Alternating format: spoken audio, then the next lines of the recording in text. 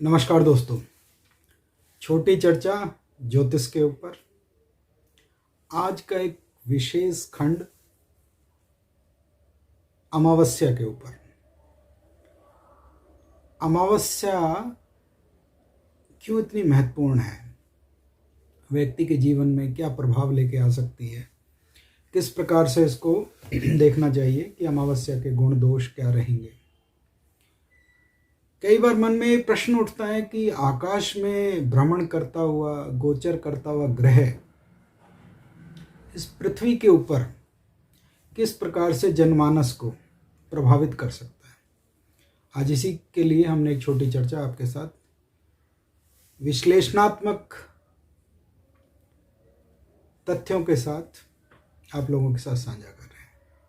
इस चर्चा का मुख्य केंद्र बिंदु अमावस्या। आइए अमावस्या के ऊपर विचार करते हैं। जैसे कि सूर्य से चंद्रमा की 12-12 अंशों की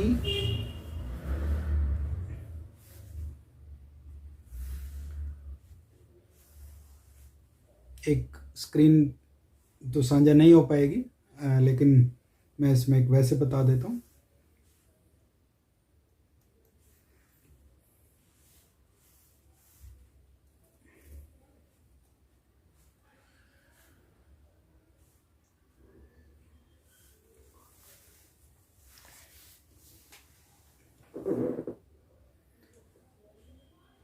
सूर्य से चंद्रमा की 12-12 अंशों की आगे बढ़ती हुई कला कैसे?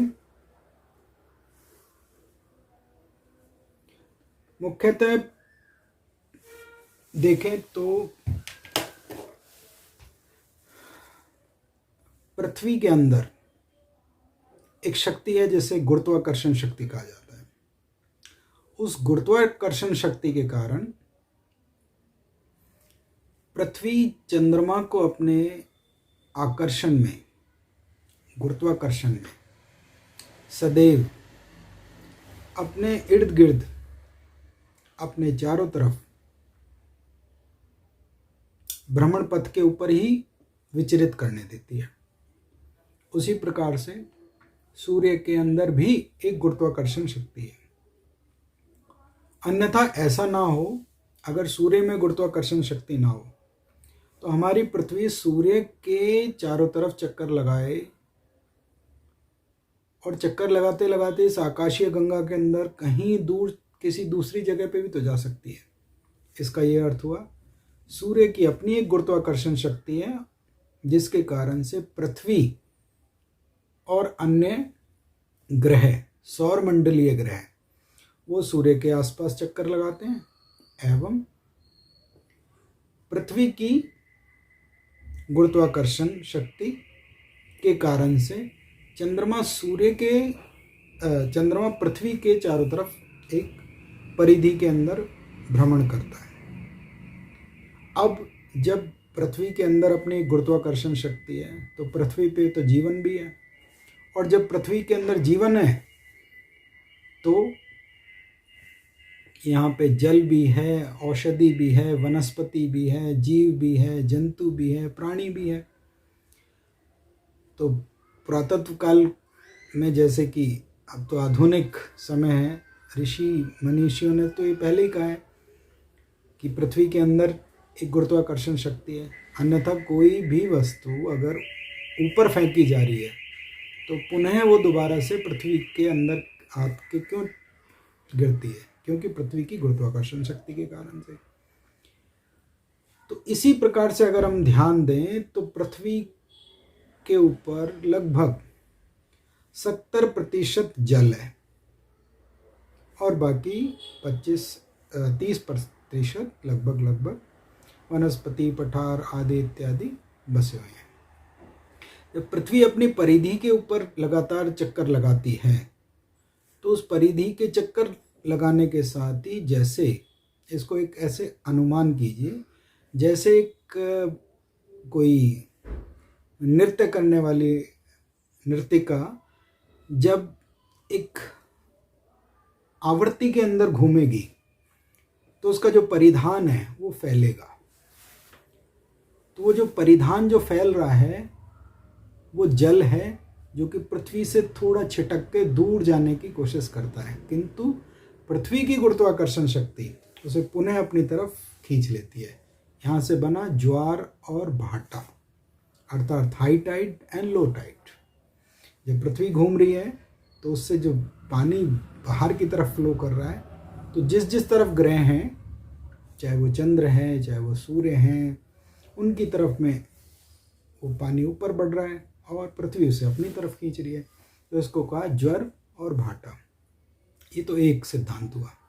दूसरा सिद्धांत, मैं यहाँ पे आपको खगोल नहीं पढ़ा रहा, मैं ज्योतिष के अंदर अमावस्या के महत्व को साझा करने का प्रयास कर रहा हूँ कि क्यों इतना महत्वपूर्ण है। अब दूसरा यहाँ पे वाक्य आता है कि जब पृथ्वी के अंदर अपनी जो गुरुत्वाकर्षण शक्ति है, तो जब वो पृथ्वी अपने वृत्त के ऊपर लगातार भ्रमण कर रही है, घूम रही है, और एक तरफ मान लीजिए उसमें सूर्य महाराज हैं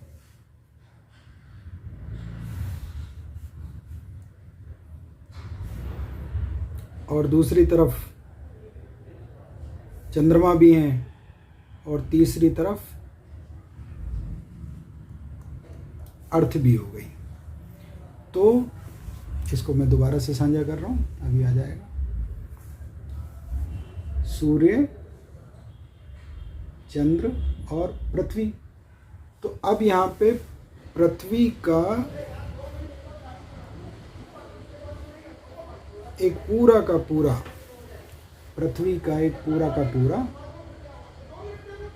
आकर्षण सूर्य और चंद्रमा की तरफ चला गया। अब जब ये सूर्य और चंद्रमा की तरफ चला गया, अब इसको ज्योतिष के छात्र कैसे समझें?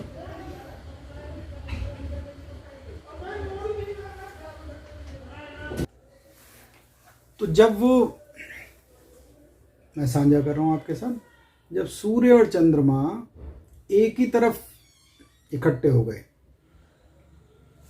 अब जब ये एक ही तरफ इकट्ठे हो गए तो पूरा का पूरा एनर्जी, शक्ति, आकर्षण सारा का सारा एक ही तरफ हो गया। और जब ये सारा का सारा एक ही तरफ हो गया, तो इसका जो अर्थ हुआ वो ये कि केंद्रीकरण एक ही तरफ हो गया। सूर्य ने अपनी तरफ खींचा, चंद्रमा ने अपनी तरफ खींचा और पृथ्वी अपनी तरफ खींच रही है। अर्थात ये हुआ, जिस भाव के अंदर, जिस राशि के अंदर अमावस्या बनेगी, वह भाव, वह राशि अपने नकारात्मक सकारात्मक गुण धर्मों को बढ़ाएगा, अपनी तरफ खींचेगा।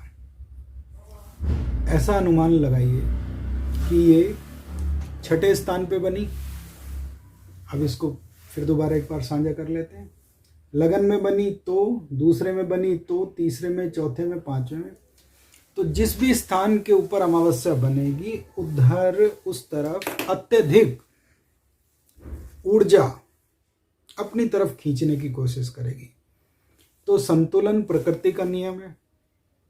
अगर एक से सारी की सारी वस्तुएं ले ली जाएं और दूसरे को दे दी जाएं, तो संतुलन बिगड़ जाएगा। मान लीजिए दूसरे स्थान के अंदर अमावस्या बनी, तो आठवें स्थान की जो अच्छी संभावित चीजें हैं वो दूसरे स्थान की तरफ खींचनी शुरू हो जाएंगी।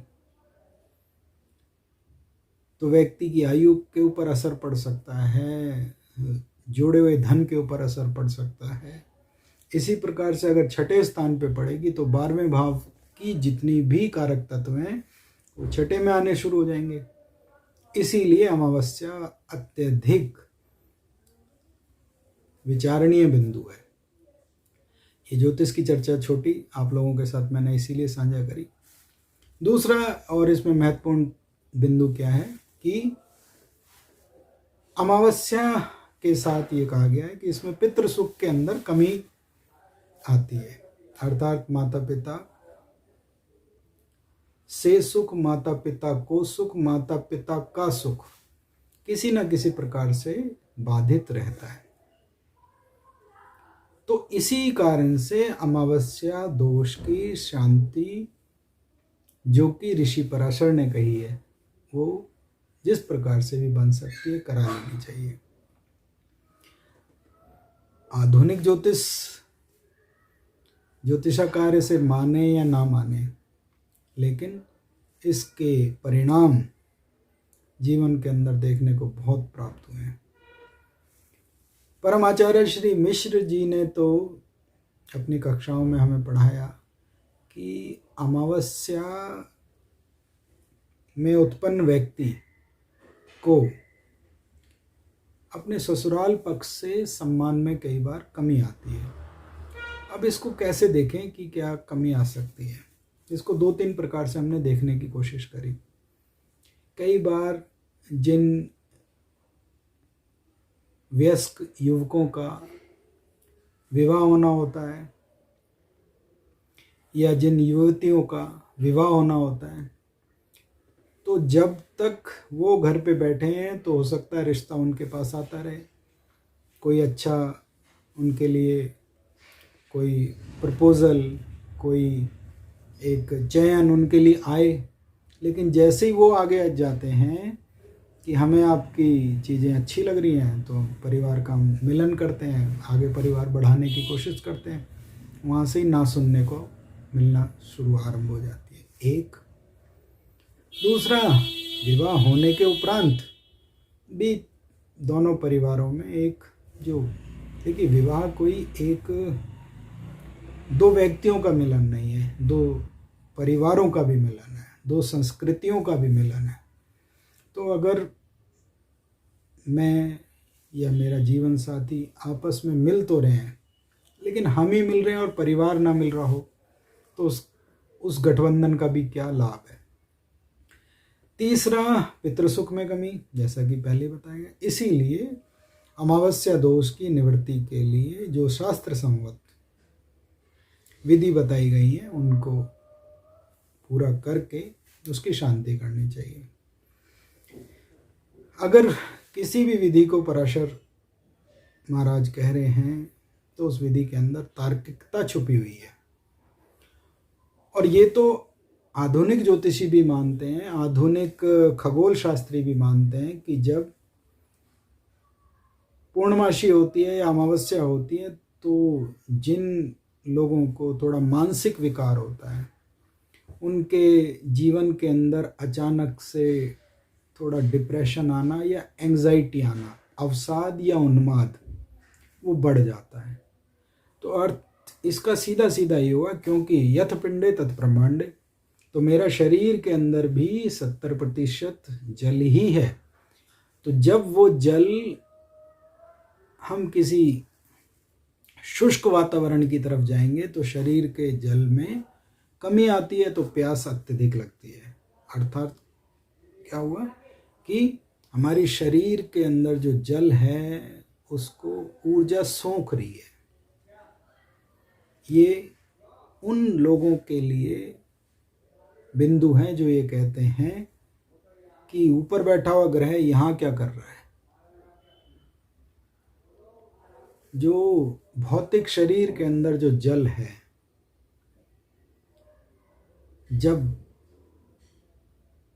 उष्णा के अंदर, गर्मी के अंदर, ग्रीष्म के अंदर वो डिहाइड्रेशन कर सकता है गर्मी के कारण से, इसीलिए पानी ज़्यादा पीना चाहिए।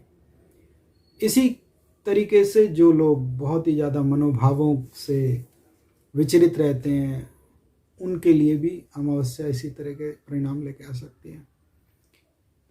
आचार्य मिश्र एक इसमें बड़ी ही विचित्र और अद्भुत भी बात बताते हैं। वो कहते हैं कि ये भी देखा गया है कि कभी कभी अमावस्या के आसपास जन्म लेने वाले लोग, जनमानस, युवक युवतियाँ, बालक जो भी हैं, वो जीवन में कुछ विचित्र भी कर जाते हैं, जिसके कारण से समाज में, पृथ्वी पर सब जगह उनका नाम भी प्रज्वलित होता है, प्रकाशित होता है, लोग जानते हैं उनको, पहचानते हैं उनको। वो तब होता है जब अमावस्या तो बनी हुई है कुंडली के अंदर, किंतु साथ साथ कुंडली के अंदर 1 या 2 योग ऐसे बने हुए हैं जो कुंडली को पूरा प्रकाशित कर रहे हैं। क्यों? किसी भी नई कार्य को पूरा करने के लिए जुनून की आवश्यकता होती है। जो आवश्यकता है वो आविष्कार की जननी है। जैसा भी आपने देखा कि जहाँ औषधि बनने में कई कई वर्ष लगते हैं, लेकिन इस पूरे 1 वर्ष के अंदर वैज्ञानिकों ने, चिकित्सकों ने बहुत दिन रात संघर्ष करके, परिश्रम करके एक औषधि निकाली। तो ये अपने आप में एक जुनून ही है, ये अपने आप में एक ठान लेना है कि मैंने कुछ करना है। इसी प्रकार से अमावस्या के अच्छे और बुरे परिणाम देखने को मिले हैं। अच्छे हैं तो लाभकारी हैं, और अगर वो कहीं खराब हैं तो उनकी शांति करा लेना परम आवश्यक है। आज की छोटी चर्चा में आपने भाग लिया, धन्यवाद। स्वास्थ्य कारणों के कारण से थोड़ा सा वीडियो बनाने का समय नहीं मिलता, लेकिन जो मिला आप लोगों के साथ साझा किया। आपका स्नेह बना रहे, चैनल को सब्सक्राइब करें। अगली जानकारियाँ, दुर्लभ महत्वपूर्ण जानकारियाँ जरूर आपके साथ साझा करेंगे। अभी YouTube के ऊपर एक अमावस्या का अति गोपनीय दुर्लभ मंत्र आप लोगों के लिए ग्रंथों की, ऋषियों की, मनीषियों की कृपा से आप लोगों के लिए साझा किया है। जिन लोगों की पत्रिका के अंदर अमावस्या है, वो लोग चाहें तो उस मंत्र को भी 10 बार, 28 बार, 108 बार अगर सुन लेंगे, श्रवणम च कष्टान्नम, सुनने से कष्ट दूर होते हैं, तो उससे भी काफ़ी लाभान्वित होंगे। धन्यवाद, प्रणाम। त्रुटियों के लिए क्षमा। अपना, अपने समाज का, सबका ध्यान रखिए। प्रणाम। त्रुटियों के लिए क्षमा।